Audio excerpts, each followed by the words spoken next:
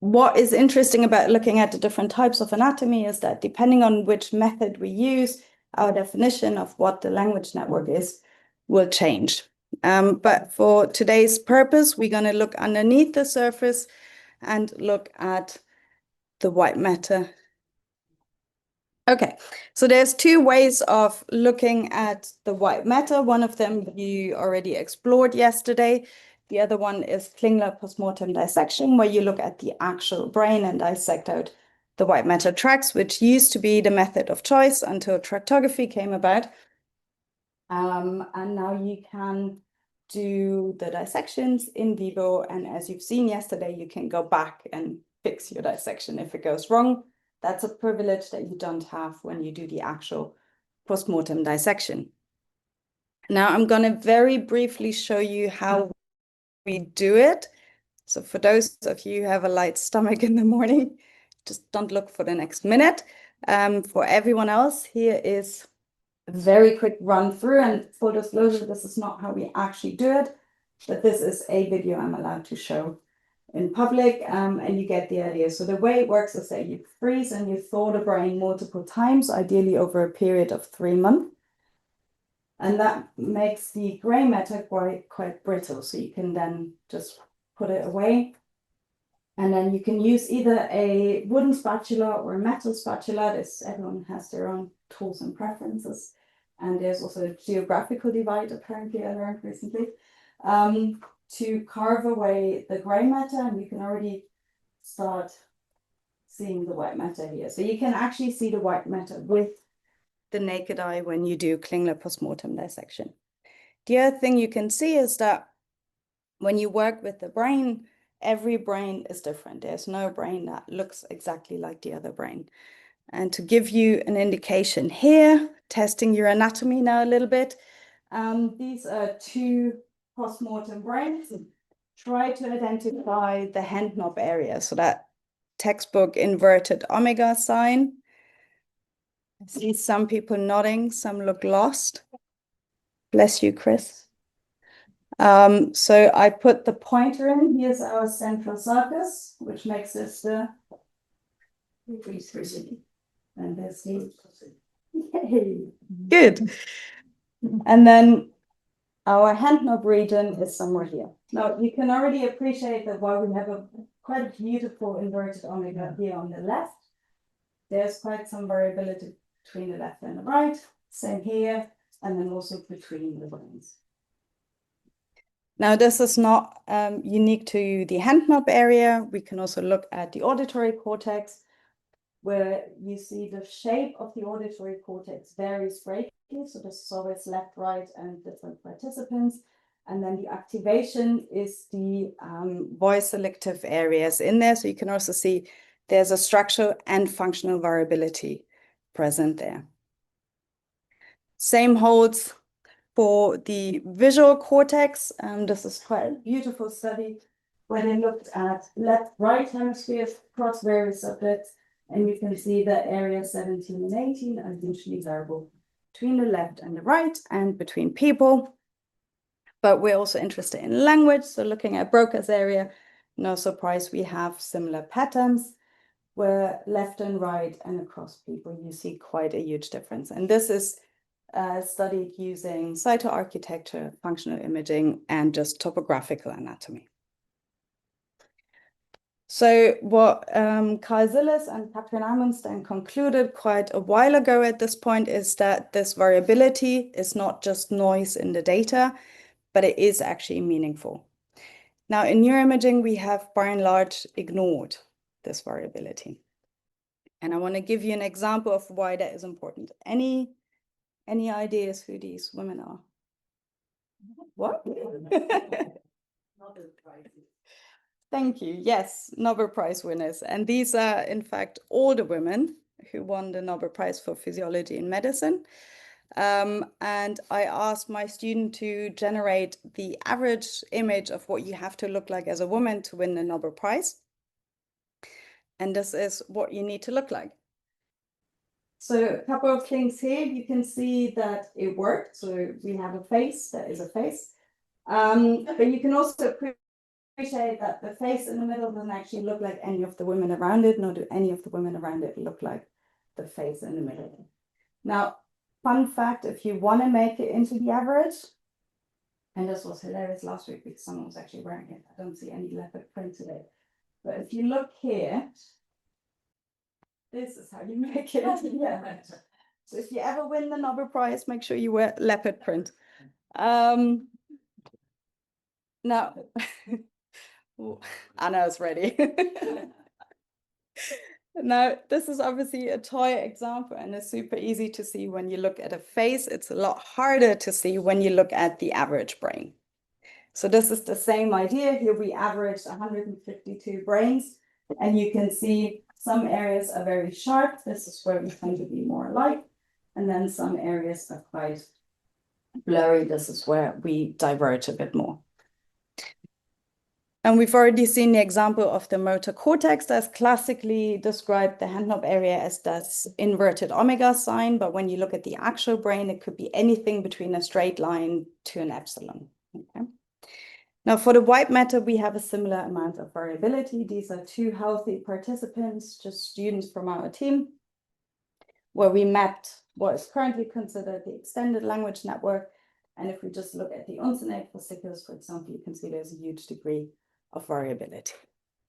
Now, these are hand-picked examples. So back in 2018, Paula Croxton, Michelle and I looked at the variability across the brain in a population, and we're able to show that variability is not homogeneous across the brain. So you have areas that are hotspots and areas that are less variable. And you see this beautiful gradient where deeper structures in the brain tend to be more alike. And as we branch out, we are more different. Now, that has an implication when we use atlases, for example. That means if you use an atlas and you're interested in the deeper structures of the brain, it's perfectly fine. But if you use an atlas when you're interested in more lateral aspects of the brain, that is a bit more tricky. And the other thing that is very important is that this is all well and good in the healthy brain, but this variability, when it comes to using an atlas, is tremendously important when we look at patient data. So here's one of our brain tumor patients. The tumor is indicated in green here, and the neurosurgeons asked us to reconstruct the corticospinal tract. And luckily, we had tractography in this participant, so you see the corticospinal tract reconstruction here. But then we asked an atlas where the corticospinal tract will be in this patient, and this is the red outline here. So the atlas would have completely and entirely missed where the tract is. So that's why it is important to look at tractography at the individual level and be aware of the variability. Okay, the next point about the language network is when we compare it to what we know from other systems, like the visual system, for example. So here, every box is a cortical area and every line is a connection. If we agree that vision is this complex, then surely something like language needs to be slightly more complex than this. And this, even though we have much more sophisticated models these days, most textbooks you open still have the classical Broca-Wernicke arcuate model. Now, what has happened in my academic lifetime now is that we use tractography to reconstruct the extended language network. So in the beginning, we just showed the arcuate fasciculus connecting the inferior frontal gyrus and the temporal gyrus. Then in the early 2000s, Marco Catani showed that there's an indirect segment, which he dissected yesterday, that relays in the inferior parietal lobe.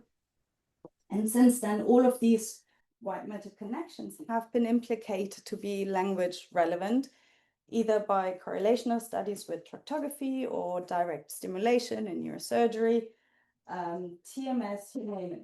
Every method so far has been thrown at these connections.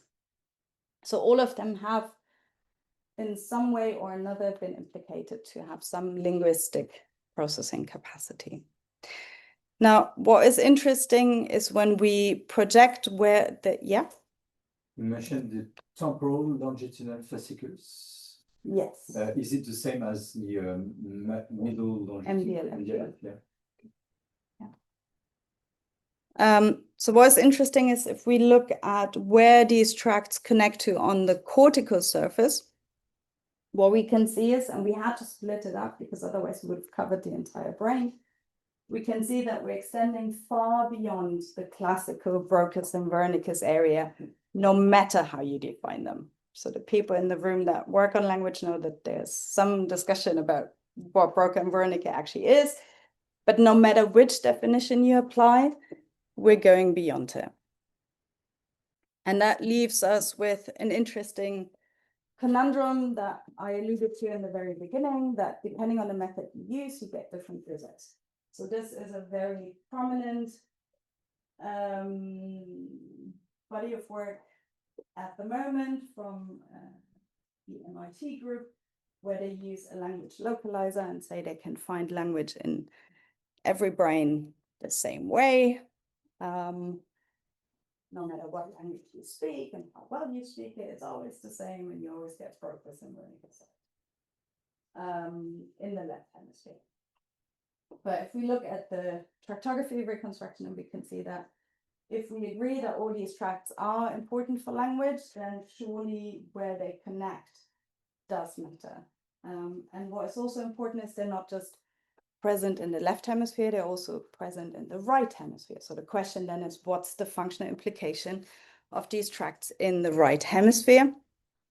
And we've recently looked at the asymmetry between the left and the right, because one assumption that we started off with is if they're all relevant for language and language is left lateralized, then all these tracts most likely are left lateralized, which is not the case. So you see quite a divergent pattern of which of these language tracts are left lateralized, right lateralized, or bilateral. And we also very recently looked at these changes across the lifespan, because there's literature that suggests that in children, these tracts tend to be more bilateral, and so is the function activation. And then over time, once you reach that critical window, you have this left hemisphere shift. But again, we don't find a classical pattern in the lateralization of the white matter, as we would have expected based on that. Now, Peter Haggard and I put together a new anatomical suggestion or model of language in the brain, where we considered the cortical areas, the subcortical areas, and all the connections, and you can totally see what inspired this diagram. So now we have a much richer idea of language in the brain, all the cortical, subcortical, white matter areas that need to work together to make language happen in the brain. And this is a theoretical anatomical model for the time being. It needs to be stress tested in the future. Now, Michel and I also worked on the review that he mentioned yesterday, and you've seen the other slide with all the computations for the areas and the brain states, but we applied it specifically to language and could show that if you consider the classical model where you have Broca's and Wernicke's, and in this case also Geschwin's, the computational power that this model gives you wouldn't be sufficient to come up with a complex function as language. Neither would the hierarchical model, so that's a classical Broca and Wernicke connected by the arcuate fasciculus. It's insufficient for the richness that we have in our language function and how fast we use language, especially when we're using it in interaction. So what we proposed in this model is the integrative model, which redefines language as an emergent function, where areas, networks get dynamically recruited based on what is needed at the time. And this also now gives rise to the possibility that language is more than just articulation and comprehension. Okay, so now we know we are all different. The question was, does it matter? So this is actually a Bordeaux study. This is what we did while I was here, where we did a review of the literature looking at the variability in anatomy and the variability in cognitive profiles. And there's a couple of things that we learned. So the first one is that most of what we know about the function of the white matter, we actually know from clinical populations. So the majority is neurology and neurosurgery, than psychiatry, and only 25% of the studies were actually done in healthy controls. The other thing you can see is that we have some superstars like the corticospinal tract and some tracts that are largely ignored. And that also varies by the cohorts they looked at. And we kind of need to lift the screen a little bit. Now, one of the obvious reasons you have this distribution is that the tracts on the top are very well described anatomically, but also they're easy to dissect if you have low quality data because they're larger. Okay. Now, what was interesting to see in the end is that so far, and I'm guilty of this too, I mentioned that yesterday, the archid is the language tract, but actually when we look at the cognitive profiles associated with the tract, it is primarily language, but not exclusively. And that is a pattern that we found for all the tracts that we looked at. There's not a single tract that's only ascribed to one function. So we can see that the variability in anatomy correlates with the variability in healthy cognitive performance. And the question now was, if we look at patients who lose part of their network, what would we find? So this is a study we did in stroke patients where I recruited them in the acute stage.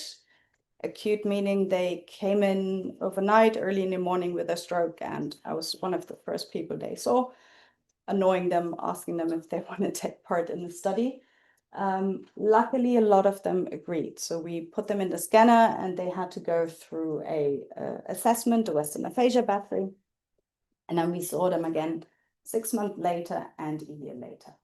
So what you see here on the y-axis is the recovery at 6 months, plotted against the size of the arcuate fasciculus in the healthy right hemisphere. So they all had a left hemisphere stroke lesion, and that compromised the language function, although we didn't select which type of deficit, so general aphasia. And then we looked at the arcuate in the right hemisphere, and I'm highlighting 3 patients for you. So what you see here is patient number 1, who has quite a thin connection in the right hemisphere. And when you look at the recovery, that patient didn't do as well as the other 2 who have much stronger connections in the right hemisphere. Now, what's very interesting about this study is that if you just look at clinical or demographic data to predict recovery, you can, depending on what paper you read, you can predict somewhere between 30 and 40% of recovery. By simply adding the variability in the anatomy, you can nearly double that prediction. So being aware of the anatomical variability in the brain is quite a useful component. Now, the other thing that is quite interesting about this paper that I want to tell you about is that we had a lovely reviewer too, who also asked us to do some additional analysis, which we did. And what you could see is that over time, comparing the acute scan and the follow-up scans, the arcuate in the right hemisphere got bigger. Any idea why that is? There are 2 explanations. First, methodological issues, acute versus chronic situation, and everything that could interfere with the tractography. And second, why not plasticity? But I can't imagine that we can see an increase in the volume of axons thanks to plasticity. We can see that at the cortical level, but not structurally at the white matter level. But why not? Okay, there's some. Yeah, it was going in that direction, maybe like compensatory mechanism. So also tapping into plasticity. Maybe myelination. You got to give me more than that. The myelin of these axons increases, and then that can be shown in the measurements. Okay, any other guesses? What's the size of the increase? I don't remember the actual numbers. And it was in terms of number of streamlines. It was the volume of The the volume. strike, yeah. So you said there may be some methodological limitations between acute and chronic. What kind of? Edema. Mhm. Okay, but we're in the right hemisphere. Would you expect edema in the right? Because you have a whole brain changes, even if it's only limited in one hemisphere. So you can have some actional reduction, some diffuse edema in the white matter. So Okay, could interfere. yes. Even following on his point, maybe at the cortical level, it also becomes more, like there's some plasticity at the cortical level that then extends the volume of the whole tract. I could just hear Flavio. Did you want to say something? No, that. I replaced her. Okay, you do realize you're an author on this. No, they changed Corey with the performance after 6 months. Yeah. It did not. Another question related to edema. I think that's a likely explanation if it's general kind of reduction in edema over time, could better,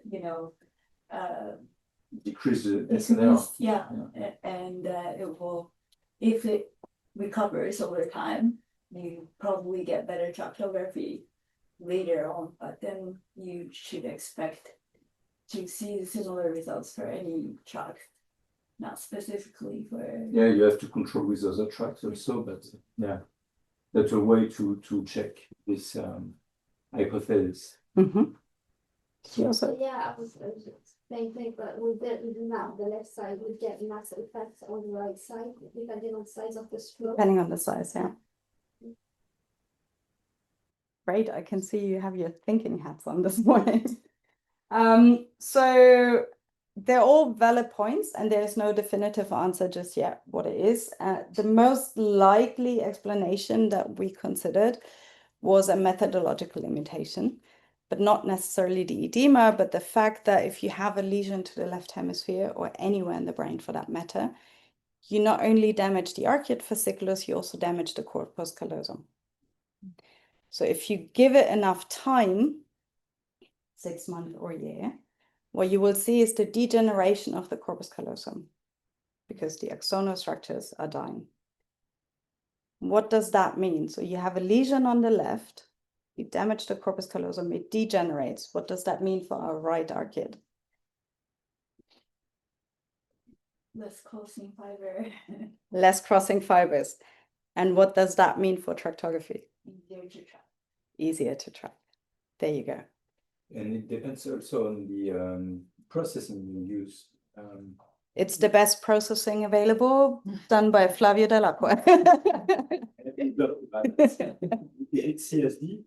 No, this is still good old DTI. Yeah, so this hypothesis could be. There was a trick in remember the acquisition here, we split in two. That was a. Yeah, so this is a good point. If you ever want to acquire clinical data like this, or children as well, the sequence was quite long at the time. Now, as we heard yesterday, you can do it way faster. But what we did is we split the sequence. So instead of acquiring, I don't know, what was it, 14, we split it into 2 sequences and then concatenated the data in the processing. So that meant less motion artifact. Yeah. Okay. So this was quite interesting. The other thing that this cohort of stroke patients taught me was that we have this classical disconnection syndrome called conduction aphasia. Ever heard of conduction aphasia? So conduction aphasia, those patients, they are fluent, they can talk, so Broca's area is intact. They can understand, so Wernicke's area is intact. What they cannot do, for example, is repeat. And the hypothesis for 150 years was that this is due to a disconnection of the arcuate between those 2 regions. Now, I didn't see that in my stroke patients. And I thought, my data is wrong or I did it wrong. So I went around and I spoke to people in the field who should know better than me at that point.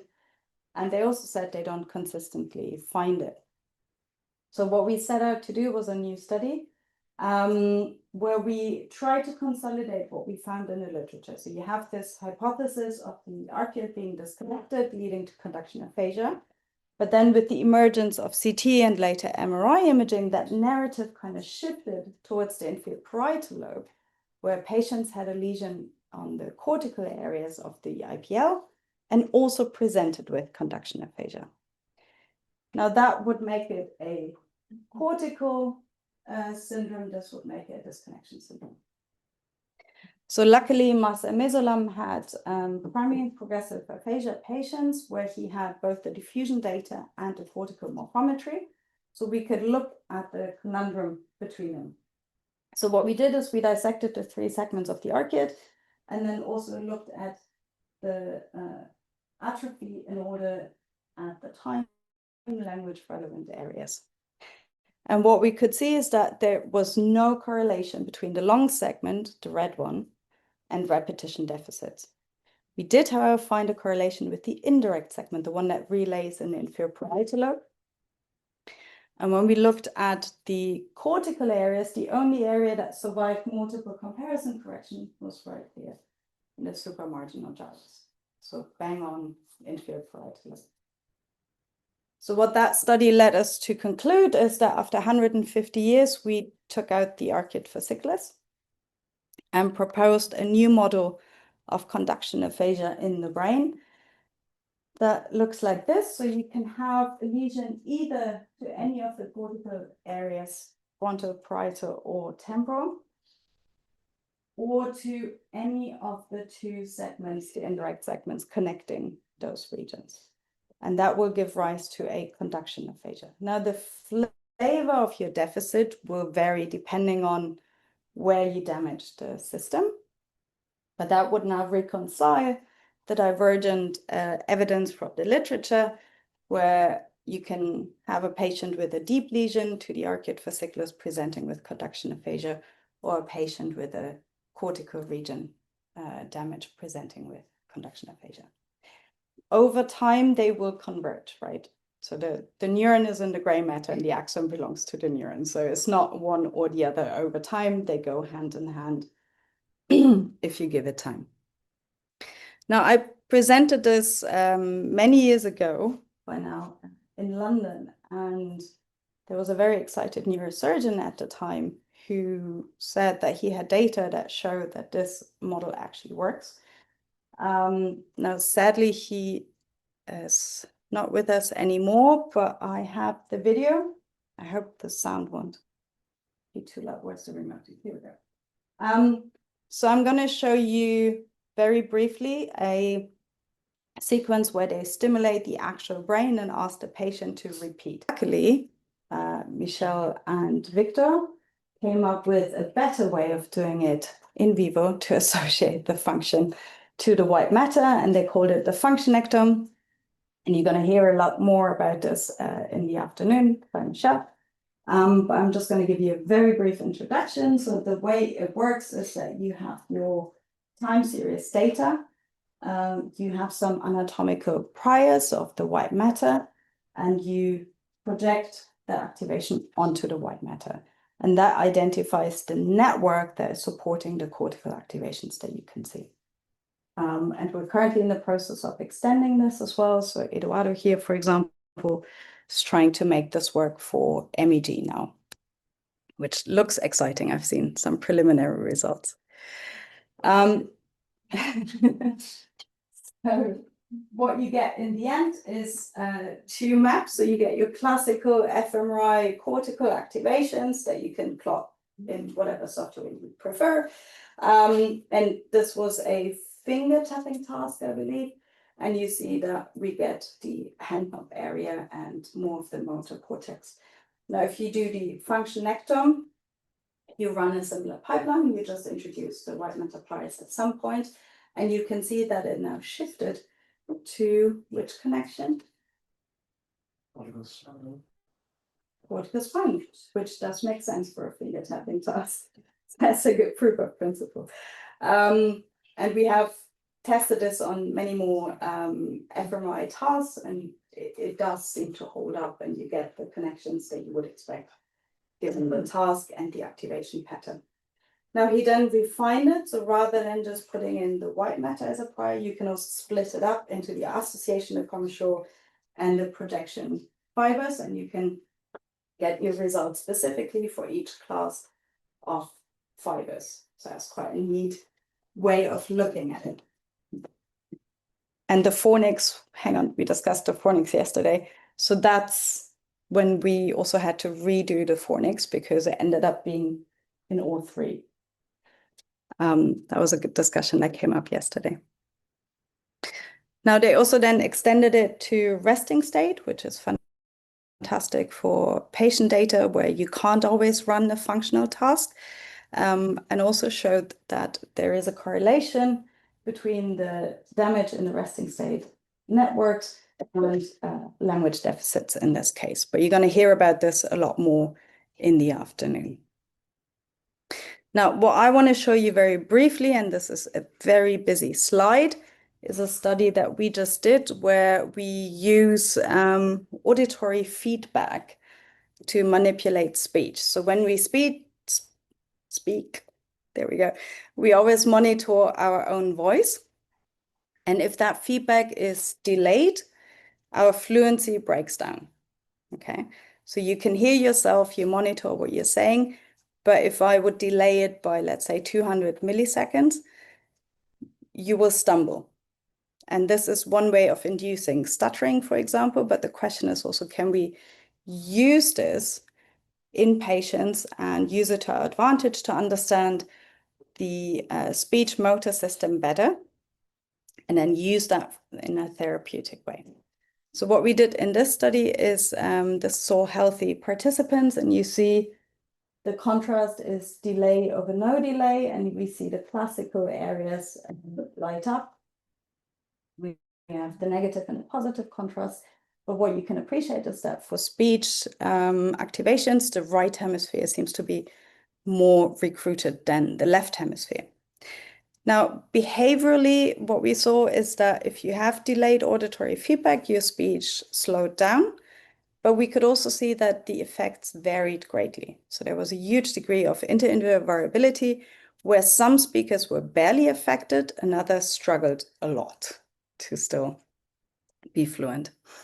And as I said, in terms of the neural response, we see that we're activating the right perisylvian speech motor network quite heavily. Now, we used a functionnectome on this and proposed a new model of how speech is processed in the brain. Well, not entirely new models, refining models that existed. You have this assumption that the temporal cortex is important for auditory control, the somatosensory control in the parietal region, and then the motor control in the frontal lobe. And we looked at all the tracts in the language network, and the one that the functionnectome identified, not very surprisingly, is the 3 segments of the arcuate fasciculus.